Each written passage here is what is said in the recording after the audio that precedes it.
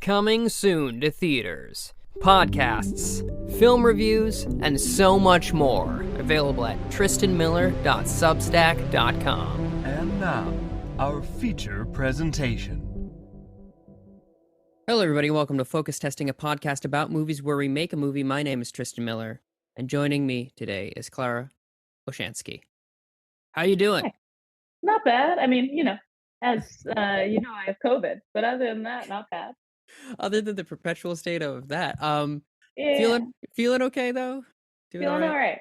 Okay, that's good. I would hate for this to be a burden on you. No, all good. Good. Kind of a perfect time for Zoom activities. That's fair. That is, you're getting like retro style. Yeah, 2020, the 2020 treatment. For sure. I had it a couple of months ago, and I did like download TikTok again. I was like, I gotta relive it. I gotta go back. Oh yeah, I've been watching too many reels. It's bad. It's bad. So do you remember the first movie you saw in the cinema growing up? No, Well, okay, let me rephrase.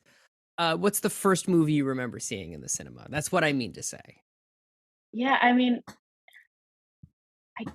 I might have seen the first Pokemon movie in the movie theater. That would have been a fairly early one. Mm-hmm. And what was that experience like? I think just so excited. I Mm-hmm. think it was just like, wow, it's like Pokemon, which already feels so big for me, but it's even bigger. Physically larger. Yeah, Yeah. which made it emotionally larger. Usually we just watch Pokemon in our house, in our apartment, but this time we have gone out to go to a place where they're showing Pokemon on a big screen. That's excellent. Yeah. I mean, dare I say it, there's something special about going to the movies. Yeah, And it feels and nobody's talking about it. no one's talking about it at all. It's a completely unique notion I've come up with. Yeah. It's not been a source of massive amounts of debate. Well, that's lovely. That's a lovely film to remember. For seeing. Were you a big Pokemon fan growing up until that point as well? Yeah, until the point when it got too exhausting to keep up. My first, I guess I must have been. Yes. I was trying to think if I didn't get into Pokemon until I got my Game Boy, but no, I was into Pokemon before that, which was why I was excited to get my Game Boy. That makes sense. 100%. I did not grow up playing the Pokemon games. The only Pokemon game, there's two, I guess. There's Pokemon Go, which I have been told does not count. And I'm not a purist. I ducked out too early to be throwing around opinions. that's true. And then also the Let's Go, which was also not. There's Pokemon Go and there's Pokemon Let's Go. Yeah, it's like for the Switch. It's like a continue. Okay. Anyway, this is not a podcast about video games. Go to Polygon for that. This is a podcast about film and making up a movie.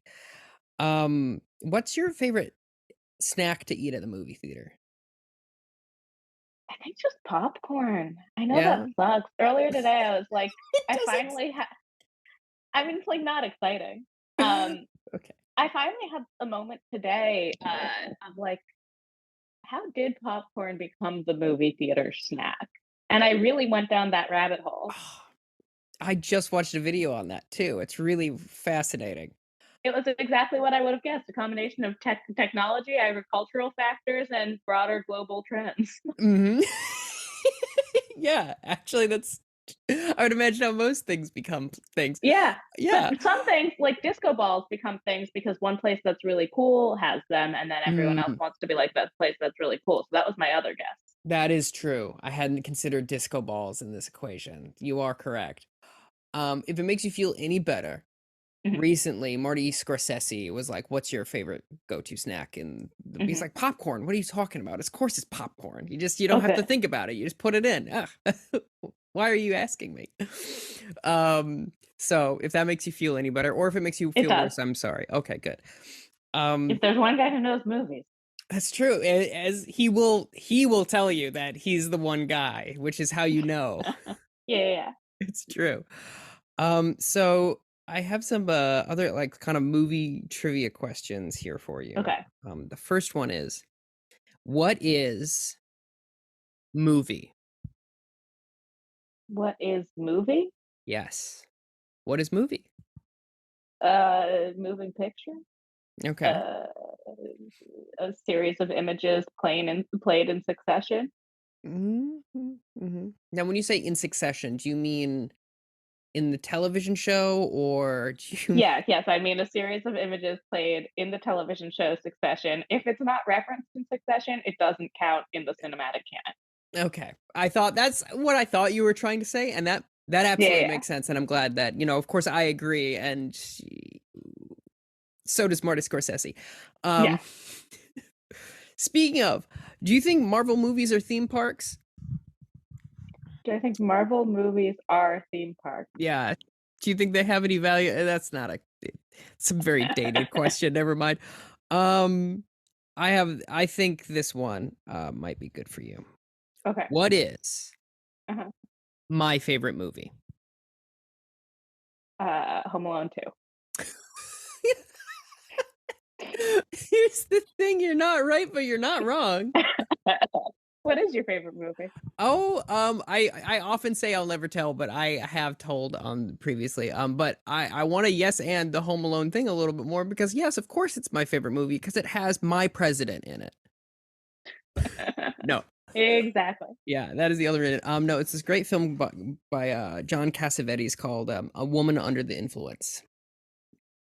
It's really great. Stars Peter Falk and Gina Rollins.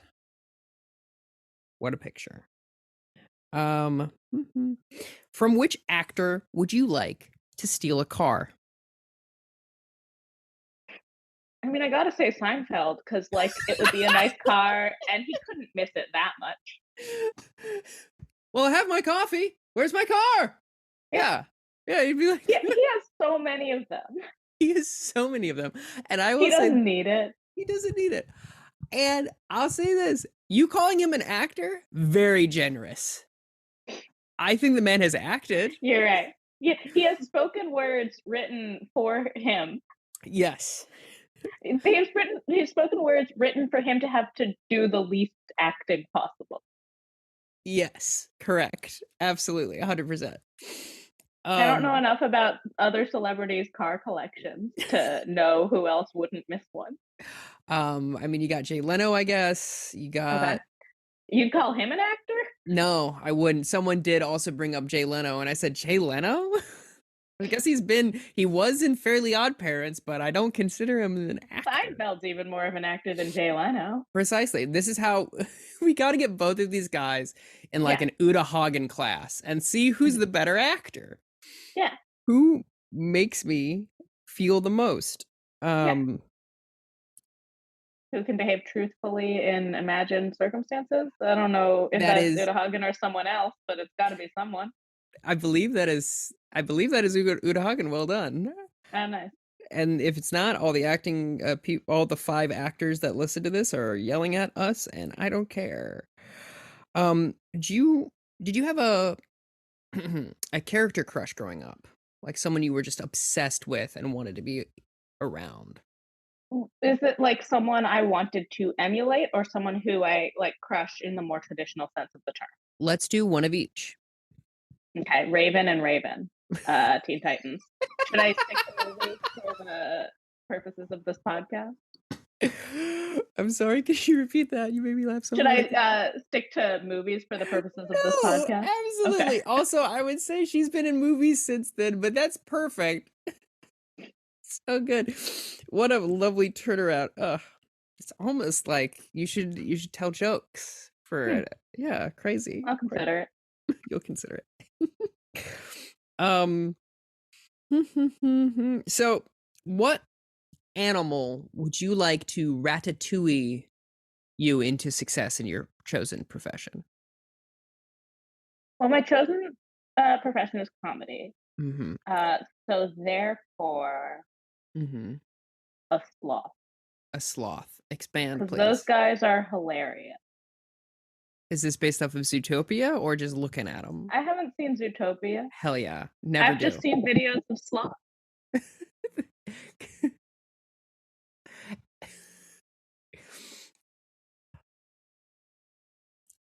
My concern would be, Okay. I'm not gonna yuck your yum. I think it's a great Uh-huh. choice. The hat can fit whatever animal goes under it. It's great. Yeah, it's a big hat Big hat, no cap. with branches. Mm-hmm. Sloths are, though, famously slow. Would you be worried that it wouldn't be able to react in time? I tend to speed through my punchlines. I think it would be a valuable correction. Excellent. All right. So I have a couple more here.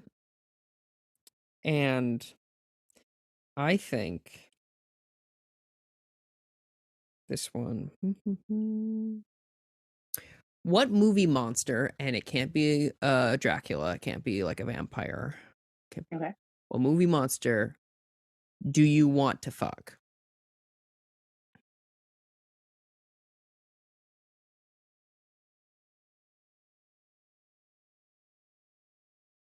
First off, I need to just like think of movie monsters. Take your time. I think the big friendly one from Monsters Inc. would be a thoughtful lover. He's an adult, right? Yeah, he's a job. He's a 401k. Yeah, his name is Sully. He's played by John Goodman, and you're right. He would be gentle. He's played by John Goodman? That's yes, awesome. He is. And he would be gentle and firm. I think that's a great choice. I think that's fantastic. Oh, well done. All right. And finally, as is the tradition for movie trivia, why is Austin Powers so sexy? Confidence. It's confidence. Yeah. That's all you need, baby. You're not worried about him, you know? You don't feel like you're going to have to take care of him. He's taking care of himself. That's true. That is true. He's definitely taking care of himself. And I like how you said himself, not taking care of you. You're just like, we're both good. Yeah. We're coming at this as two fully formed people. Yeah. That's great. He'll keep his side of the road clear, you know?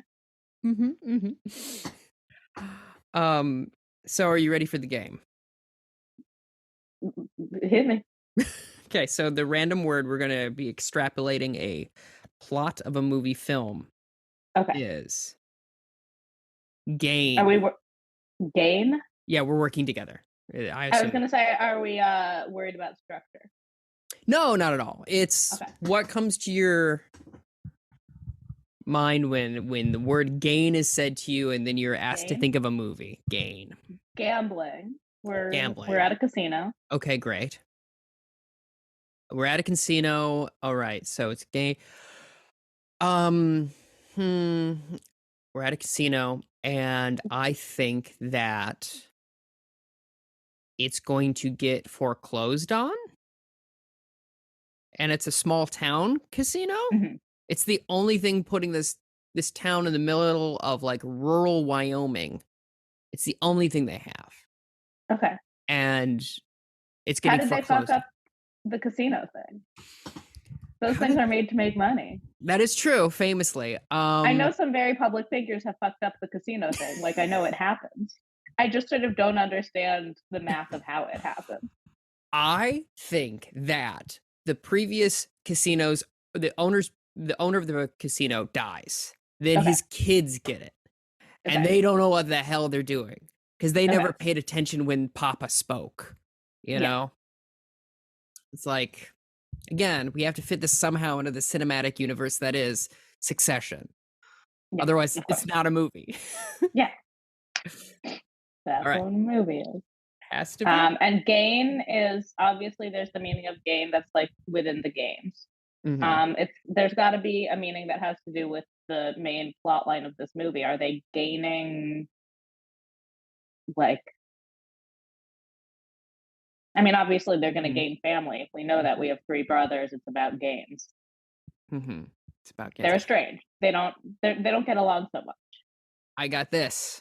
Okay. They're strange. They don't get along so much. They are having a hard time connecting during after they sit Shiva, Mhm. and after that they're trying to connect, Okay. and then they all realize they all go to Equinox Okay. to Great. get those Because gains. they're making games. Yeah. Yeah. So that's the key where they can start Yeah. to connect a bit. Because they were really going at each other, but then one of the brothers needed a spotter, and at the end of the day, their family, they're not going to let their brother get crushed. That is true. Yes. I think there's got to be a moment where they are fighting and he needs a spotter and then he doesn't want to do it. And then he almost, like, the one brother almost dies. Yeah. And they go, okay. And that's when they snap in, this is what it would feel like to lose you Exactly. versus to gain each other. Oh my God. It writes itself. It's so good. I would say jumping off to the end. Uh-huh. What do you think about this? Okay. They hybridize the casino with a gym somehow. I don't know how, but they make it a gym/casino. Okay. Um, People are betting on the people at the gym. They're betting hell, on whether they're going to be able to like lift the 200. I love that because I love this as a concept so much because so many people are like, oh, betting on the races is so immoral. It's just animals. But then we just take it and make it people, and they're like, oh no, it's fine. Yeah, once there's consent. Exactly. It's so okay. I love that a lot. Ugh, okay.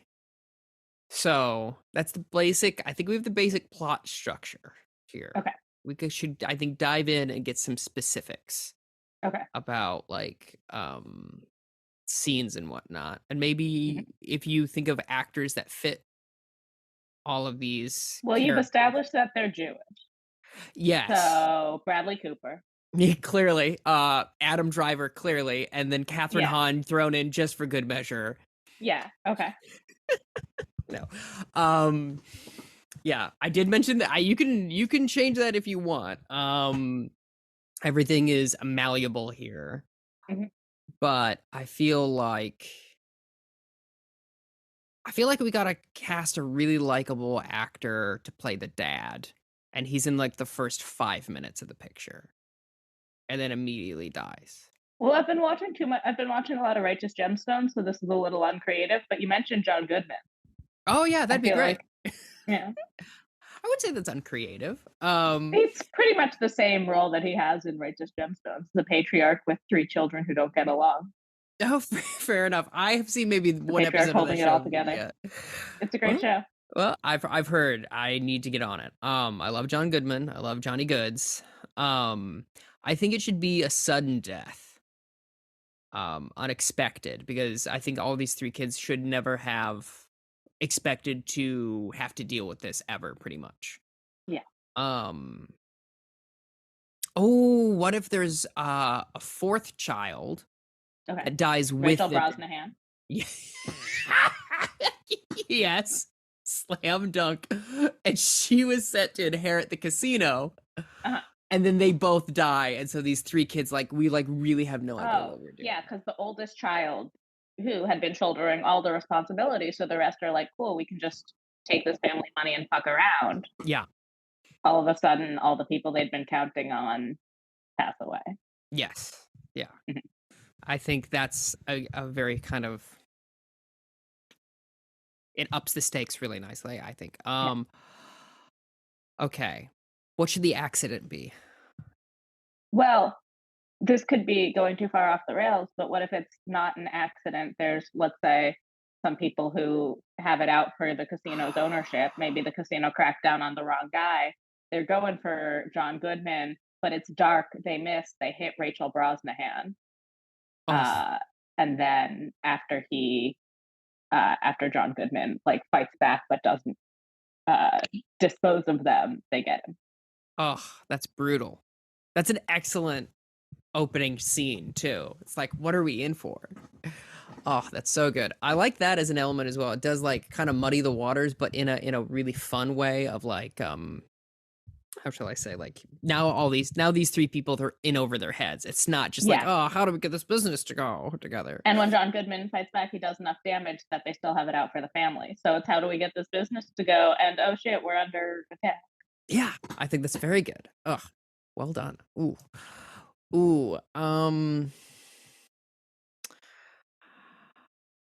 I like that. I like the double cross there. And then I feel like it should be a true double cross. It should be someone who is then helping the three siblings try to set up the casino, and they're purposefully misleading them down the path to try and make the casino go under.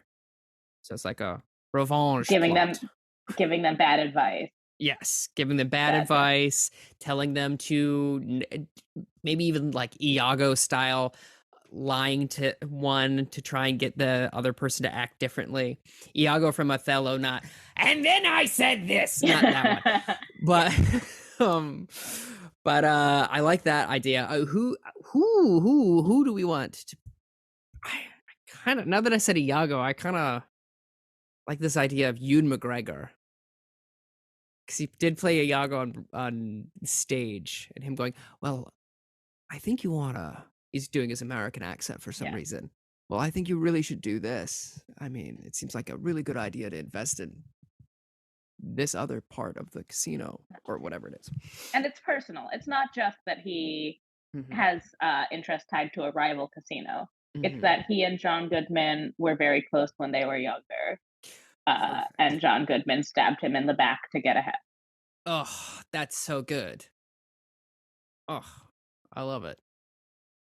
And I think the whole time, Ewan McGregor is like, you guys and your stupid gym, I can't find you. I can't get a hold of you every time. And that's why they go, that leads to their moment of like, aha, fuck you. We will make this a gym and casino. That, or it's a producer style thing where he thinks the worst idea for this casino is you guys love the gym so much, you don't know how to run a casino, but you know everything about the gym. What if you just combined it? And everyone loved it. I love that. I love that so much. And I think the reason the success should happen is, as you know, more and more people from California, they're flying out to Wyoming because property's cheap and they want to be away from Hollywood. I think like a couple of really famous actors playing themselves go to the gym and they're like, I love it here. And I love that. That's great. And like, one of them goes, are you Ewan McGregor? And Ewan McGregor's character goes, no. I don't know what you're talking about. He's Scottish. I'm clearly American. My favorite thing about his American accent is how he hits that R. Oh, I like that so good. That's so good. I like this movie a lot. So what does Ewan McGregor do when they succeed?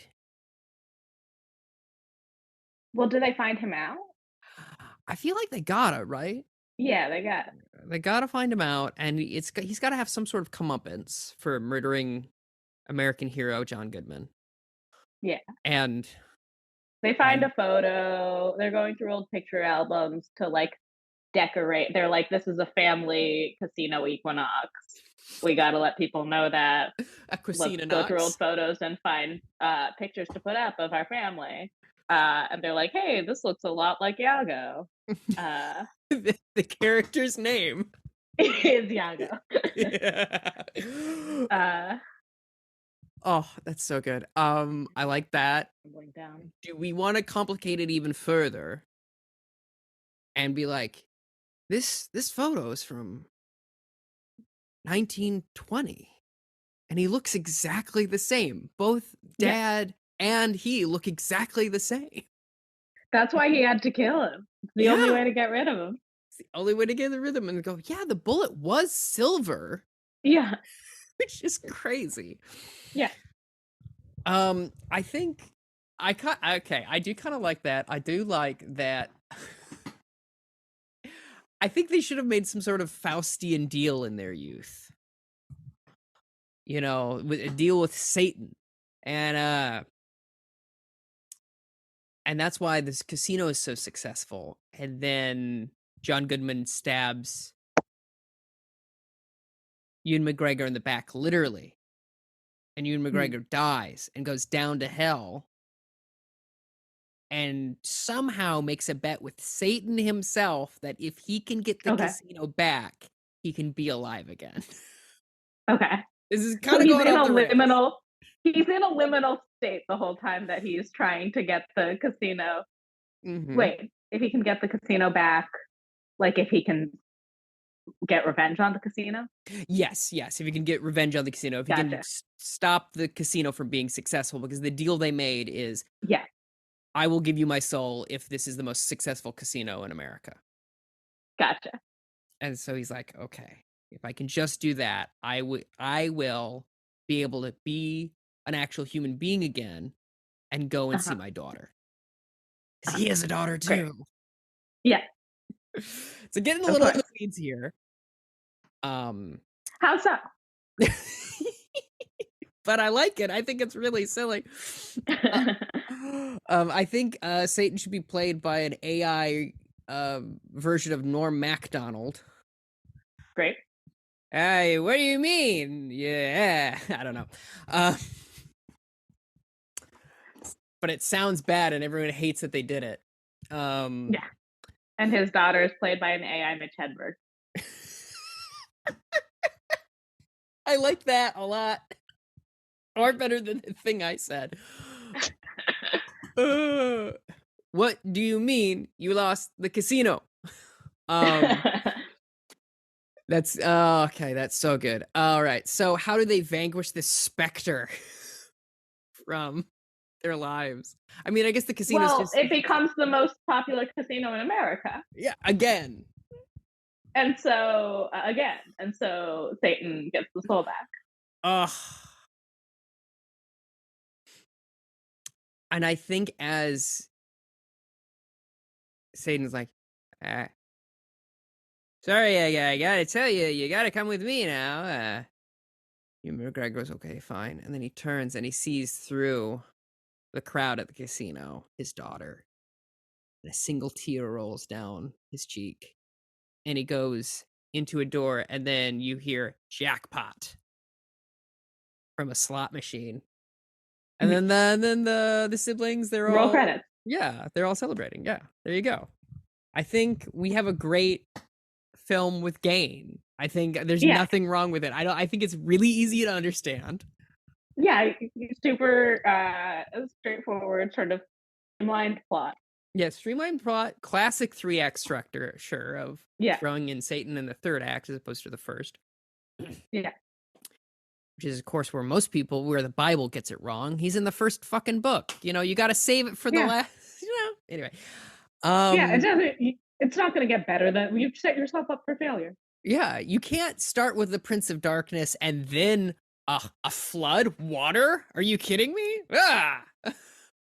Anyway, do you have any other notes or scenes or notions about the film before we move on to perhaps a lightning round, if you're keen to do that? Soundtrack by Jack Antonoff. Here's the thing. Who is that? I don't know who that is. Okay. Who is that? He works with a lot of major pop stars and has his own band called Bleachers. He works with Taylor Swift. He works with Haim. Hell yeah.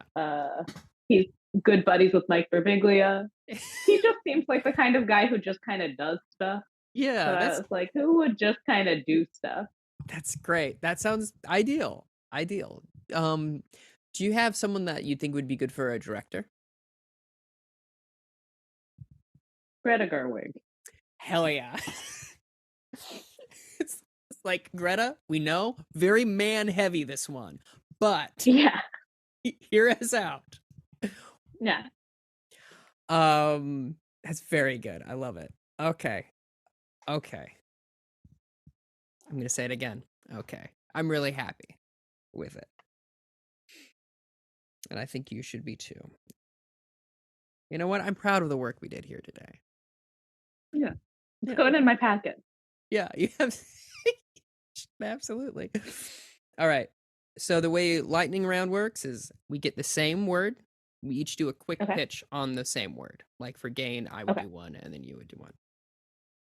Okay. Ideal. So I have a notion. If you want me to go first. Okay. So ideal is about a robot that is designed to assist engineers when they get to blocks, and it's called L, and it's idea L. There you go. Mine was also sort of robot adjacent. I was thinking a woman, after having one too many relationships go astray, uses this AI where you can create your dream man. But then she finds out that having everything that she's ever wanted was not what she really wanted.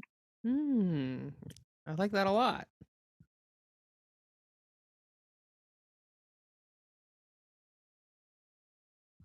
Sustain. Sustain. Okay, oh boy, okay. It is about a lawyer who is a hothead, and he's constantly getting in trouble with the judges locally. But he gets on a case that he knows for sure he's right about, that this person did not commit the crime because there was a suspicious stain, a sus stain, if you will. Sustain. Yes. I was thinking sort of the musical route of Sustained, a group of friends who were very close in college because they were all in a band together and all in their sort of rebellious youth at the same time, try to make their friendship last into their early 30s. And they become so far from the people that they once were that it's all hard to Oh. Very sad, but poignant. Not as cute. Yeah, no. Unfortunately, I look at words and then I break them out down into parts, and then I'm like, this? Idea L. Yeah. Let's go with jet. Okay.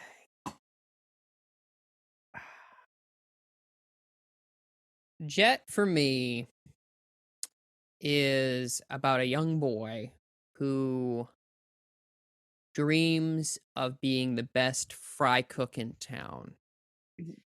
And he has this big dream for a small town, and he works his whole life to do it.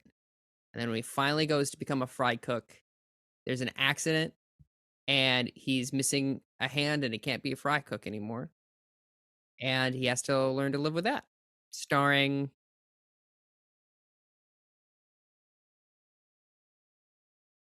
Anthony Hopkins. De-aged. But the character's name is Jet, and that's why it's called Jet. Yeah. Yeah. Jet for me is about a guy played by Adam Sandler who drives sort of a tourist jet boat around sort of like vacation areas. And I was just reading the synopsis of Just Go With It, which is why I said Adam Sandler, but it's a little too one-to-one. Okay. So I'm gonna say instead played by the adorable kid from No Hard Feelings, because I think it would be fun to play against type. Andrew Barth Feldman. Yeah, Andrew Barth Feldman. He, drives this jet boat, and what he likes about the boat lifestyle is that at any point when things get too serious with someone, he can jet. He goes to the next tourist destination, he sets up shop, he starts a new relationship, he jets. That's and so that good. Lifestyle starts to wear on. That's so good. Do you want to do one more? Do you want to? Yeah. Okay, cool. Let's try Foster. Foster it stars Sutton Foster, and it's about a woman she's from a small town, you see, but she's got a big dream about she wants to open an ice cream parlor. But she can't get the money to do it because it's the 1970s and it's the rural area of South Dakota, and no one wants a woman owning a business. And then, of course, who should help someone out in a tricky spot in South Dakota but Kevin Costner? He shows up and he's like, I'll give you the money. And then he's like, will you marry me? And she's like, no, I literally just wanted some money. You're a creep. And then he burns the ice cream parlor down, but she has insurance, so it all works out. Nice. Thanks. A weird painting teacher played by Carol Kane has this sort of cult reputation as like a mentor icon. But she does this thing where all the students she takes on, she sort of manages to talk them into sort of living in her guest house. And she has this string of odd relationships where she becomes far too involved in these students' lives and like needs to live through them and ends up kind of needing to control them.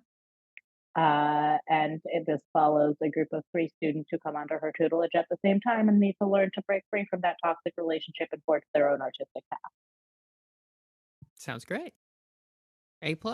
A+ films, 2 thumbs, way up for all the films we've made here today. Yeah. Do you have anything that you want people who listen to this podcast to know about you? I very occasionally host a podcast called My First Joke, which I think is good and people should listen to. Okay. I will do that. And I will probably think it's good because I generally think the things that you do are. Thank you. You're welcome. I'm speaking now to the listener. If you want to support this podcast, you can go to tristanmiller.substack.com or patreon.com/tristanjmiller, whichever you prefer. I'm not going to get into the ins and outs of that, but you can figure out what's different about those 2 things.